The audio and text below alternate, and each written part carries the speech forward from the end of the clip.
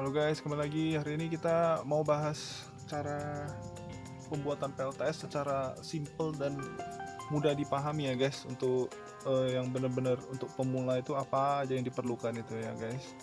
Jadi kita langsung mulai aja. Untuk dari awalnya, untuk sebelum kita membangun PLTS ada beberapa komponen yang harus kita perhatikan. Oke, sama nanti ini aku jelasin tipe-tipenya ya.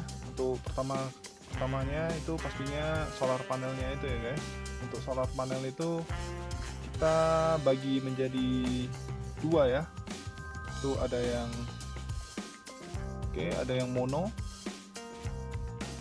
sama ada yang poly. Oke guys, untuk panel ini kita bagi dua, mono dan poly. Itu bedanya tuh apa? Untuk yang mono itu yang bisa pasti kelihatan itu dengan kelihatan jelas itu dia warna hitam. Oke. Nah, sedangkan yang poly itu dia warnanya biru. Ya, ini contohnya warna biru ya guys ya. Nah, apa sih yang paling membedakannya itu? Dia itu efisiensinya itu dia lebih bagus 20% di mono. Sedangkan di poly itu dia tidak begitu efisien seperti di poly ya. Tapi mono ini dia lebih mahal. Dan yang di poly ini dia lebih murah. Oke. Jadi kalau kita punya dua, mono sama poly, mau digabung bisa nggak? Bisa nih, bisa digabung ya. Kalau mau digabung bisa. Oke, tapi tidak direkomendasikan ya. Ini tahannya biasanya 25 tahun ya guys. Ada yang bilang bisa sampai 25 tahun lebih. Oke, komponen kedua itu setelah kita punya solar panel itu, kita punya SCC atau solar charge controller ya. Ini SCC.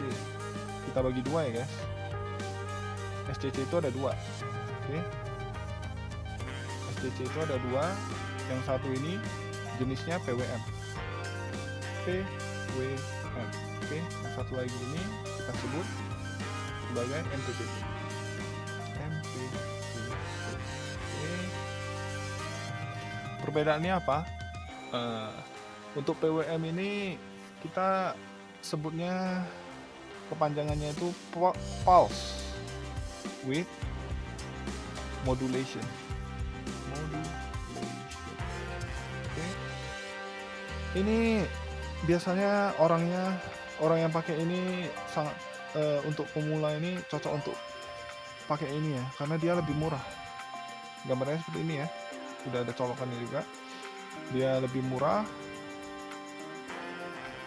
gampang diambil, kecil, dan lebih gampang didapat ya.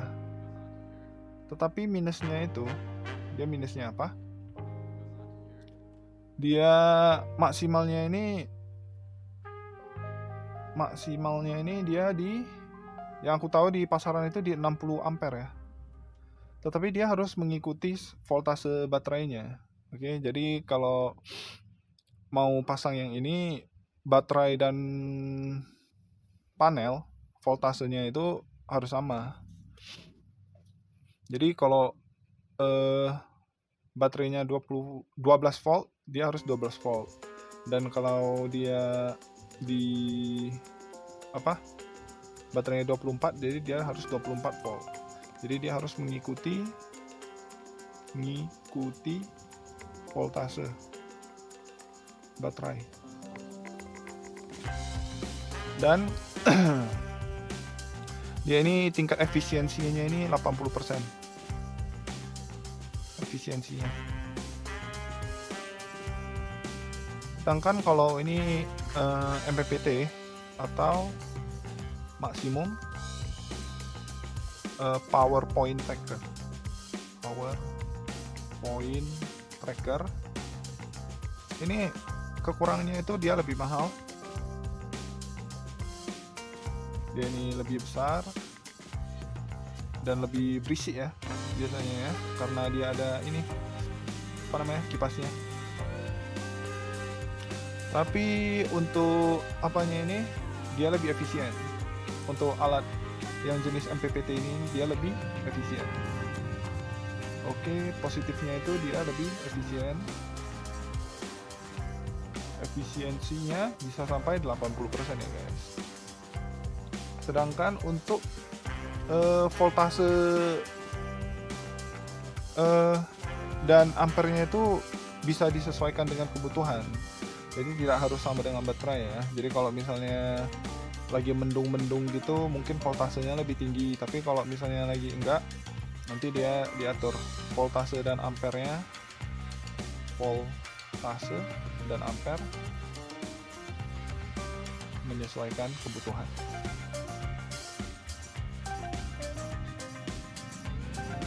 Ini biasanya yang pakai MPPT ini untuk di atas 600 watt ya, 600 WP ke atas.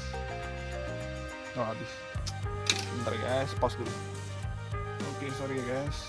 Berarti ini untuk MPPT biasanya dipakai untuk 600 WP ke atas ya. Dan biasanya ini bisa di paralel gitu ya. Kalau di TWM ini dia maksimalnya hanya di mungkin 600 ya, karena dia di 60 ampere ya, maksimal 600 WP aja gitu. Dan di bawah ini biasanya orang pakai ini karena dia murah. Ini harganya sekitar mungkin tidak sampai 200.000 ya. Harganya ini paling di bawah 200.000. Sedangkan ini bisa sampai 2 jutaan ya mungkin ya, lebih ya. Kalau bisa sampai 120 ampere ini. 120A bisa sampai 2 jutaan. Oh ya, sama ini mono sama poli itu dia ini ya, harganya ini tergantung mau beli yang berapa WP ya. Nggak banyak yang bisa dibahas untuk ini. Oke guys, setelah itu kalau kita udah punya ini, udah punya panel, udah punya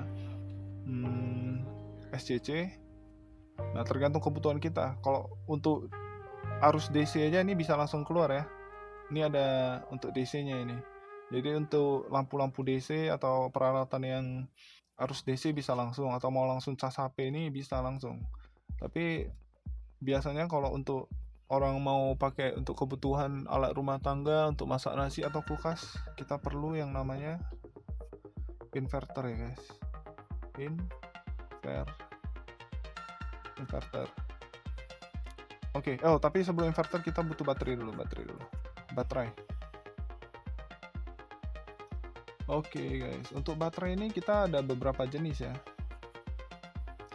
Oke, kita ada 4 jenis yang akan kita bahas hari ini.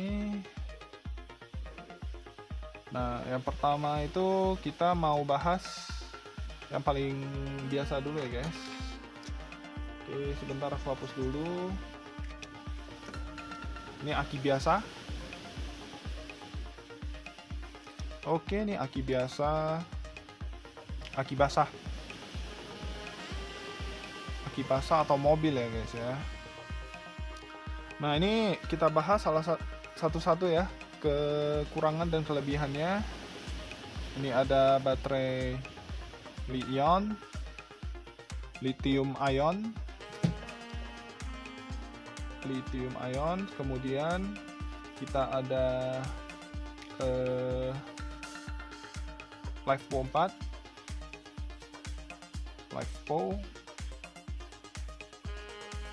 sama PRLA.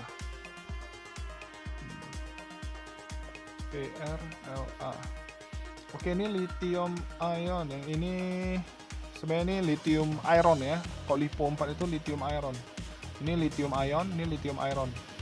Lithium iron phosphate. Oke. Nah, kita bahas dulu satu-satu tentang life cycle-nya ya.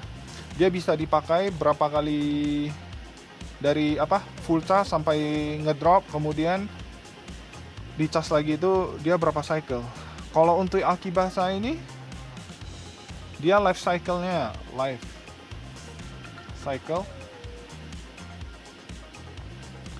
dia ada di 500 sampai 600. Oke, kalau untuk di Ion ini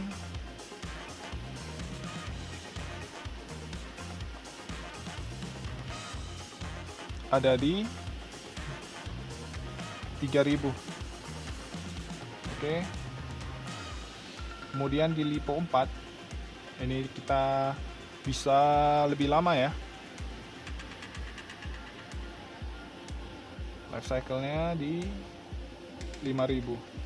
Oke. Dan VRLA ya, life cycle-nya ada di 1800.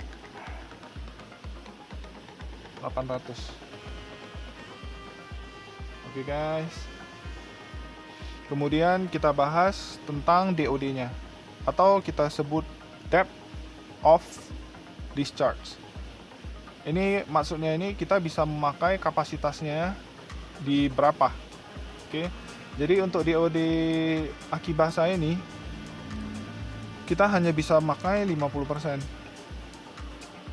Oke, sedangkan di lithium ion ini DOD-nya di 80%. Ini semuanya sama ya. 80%, DOD 80%. Untuk ini semua sama kecuali ini. Karena ini dia masih Akibasa. Nah, ini sebenarnya VRLA ini termasuk Akibasa, tetapi dia ada campuran silikon gitu ya. Ada campuran gel atau silikon gitu. Jadi dia setelah dipakai itu terjadi oksigenisasi atau gimana kan, jadi positif ke negatif dia kembali lagi, jadi kita nggak perlu nambah air untuk yang ini, jadi dia bisa tahan lebih lama daripada ini. Ini biasanya pun digunakan untuk alat berat gitu ya, mobil-mobil golf, atau ada beberapa alat berat seperti eskavator yang pakai ini juga, eskavator kecil ya. Kemudian kita kalau kita cek tentang harganya ini kita bahas di 12 volt 100 Ah ya, baterai 12 volt 100 Ah, 12 volt 100 Ah. Untuk baterai basah ini aku cek ada di sekitaran 1.600.000 sampai 1.750.000. Sedangkan untuk lithium ion ini kebanyakan aku cek ini orang sudah rakit sendiri ya. Ada yang pakai bekas dari baterai-baterai laptop atau ada yang beli baru, tergantung orangnya ya. Tapi aku cek ini yang baru, orangnya sudah termasuk BMS ini sekitar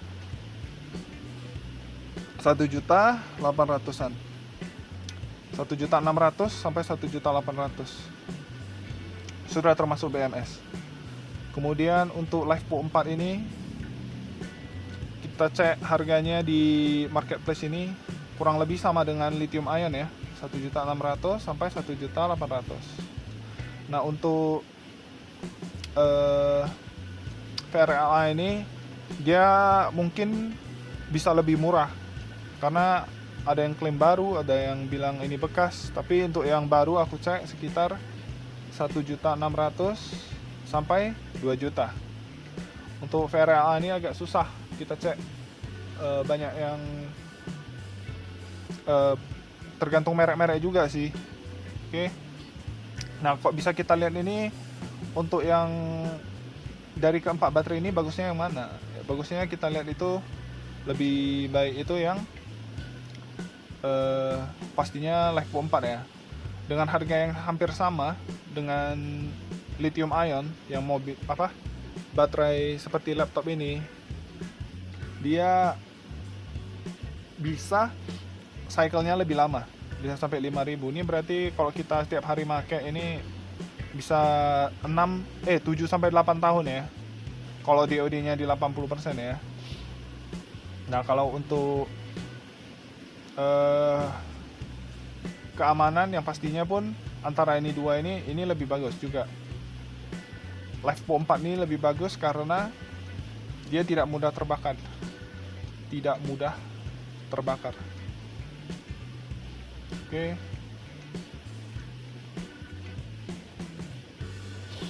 Oke guys, kemudian setelah kita punya ini panel, kita punya SCC, kita udah pilih mau yang mana. Kalau kita masih yang kecil ya kita pakai PWM aja. Berarti kalau yang PWM aku pun saranin mungkin lebih bagus pakai VRLA dulu ya, karena dia pun tidak begitu mahal ya. Dan ini PWM yang biru ini yang kita sering nampak di marketplace ini, dia belum bisa mendukung untuk pengecasan ini LiFePO 4. Mau ambil yang warna hijau. Aku ada baca beberapa kali kalau yang pakai hijau ini udah bisa untuk LiFePO 4. Jadi kalau kita mau beli yang ini, dia harus pakai VRLA, aki basah atau VRLA. Tapi aku saranin ya langsung VRLA aja, karena harganya itu nggak jauh sama aki basah. Dan untuk DOD sama life cycle-nya juga beda besar ya guys ya. Tapi kalau kita panel kita udah di atas 600 WP, berarti kita udah bisa pindah ke MPPT. Kalau untuk MPPT ini baterainya ini bebas ya, mau pakai yang mana aja ya. Oke guys, kalau setelah kita menentukan mau panel berapa, baru kita bisa dapat mau pakai SCC yang jenis apa, baru kita menentukan baterai yang menurut kita bisa digunakan sesuai kebutuhan ya, sesuai sama SCC kita juga. Oke. Tapi untuk menghitung kebutuhan panel kita itu gimana, nanti aku jelasin di video selanjutnya ya. Ini kita bahas apa-apa aja yang diperlukan untuk membuat satu PLTS. Oke guys. Kemudian setelah kita punya ini semua, kita perlu setelah baterai itu inverter ya.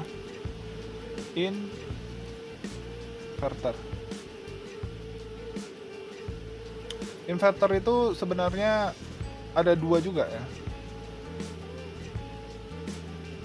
Ada yang udah inverter saja atau inverter hybrid.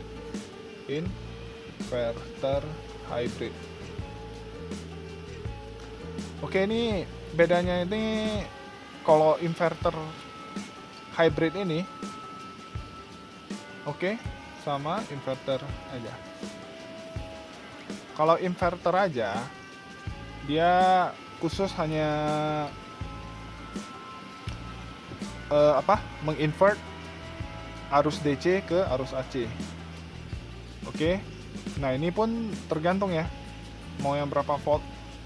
Jadi kalau kita voltasenya lebih besar,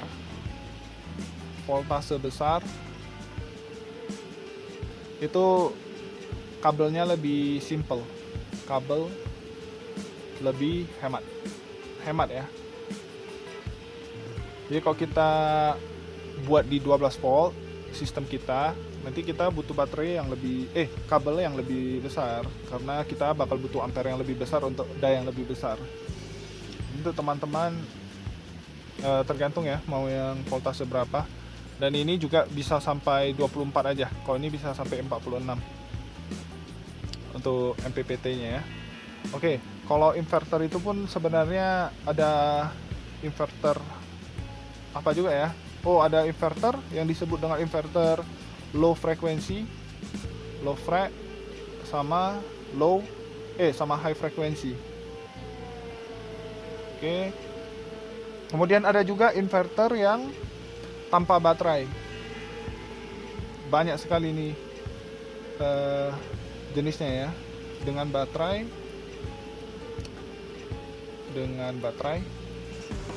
dan tanpa baterai.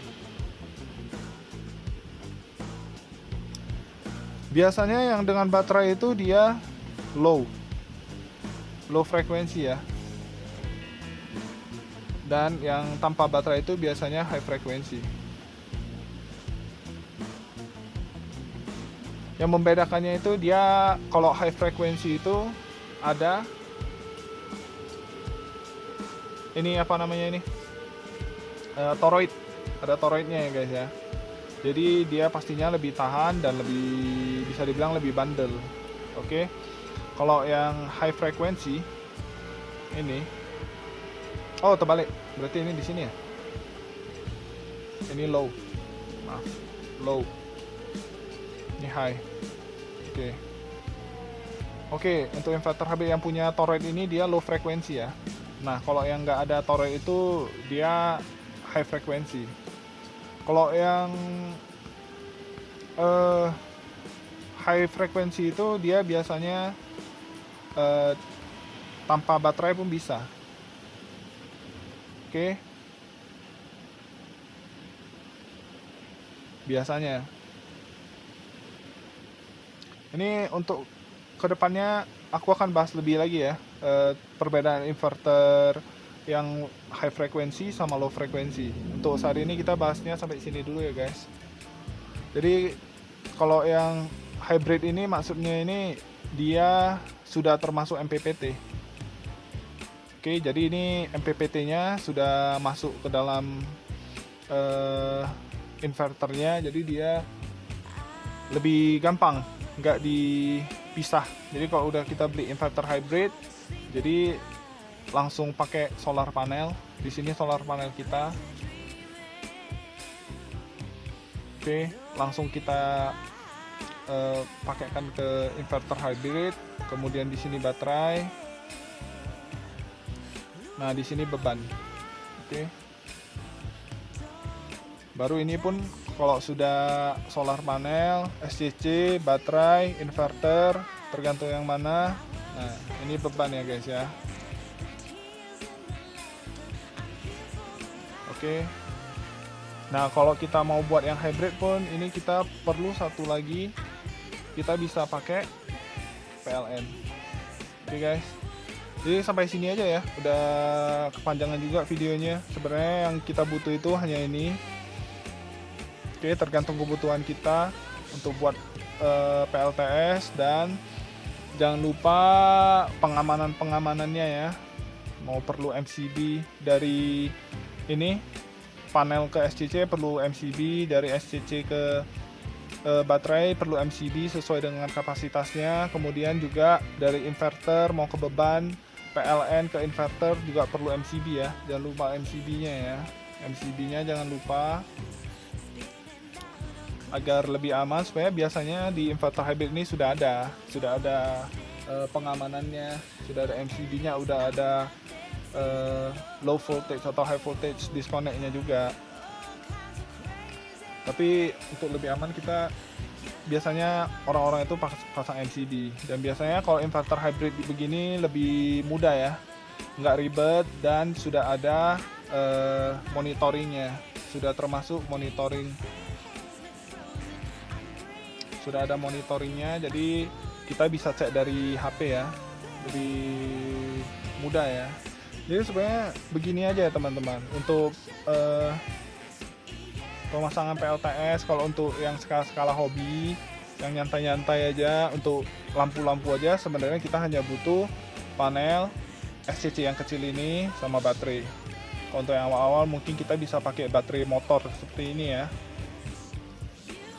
Ya, jadi setelah ada baterai motor baru nanti langsung dihubungkan ke beban listrik. Jadi kita nggak perlu inverter lagi. Jadi ini kita pisah aja.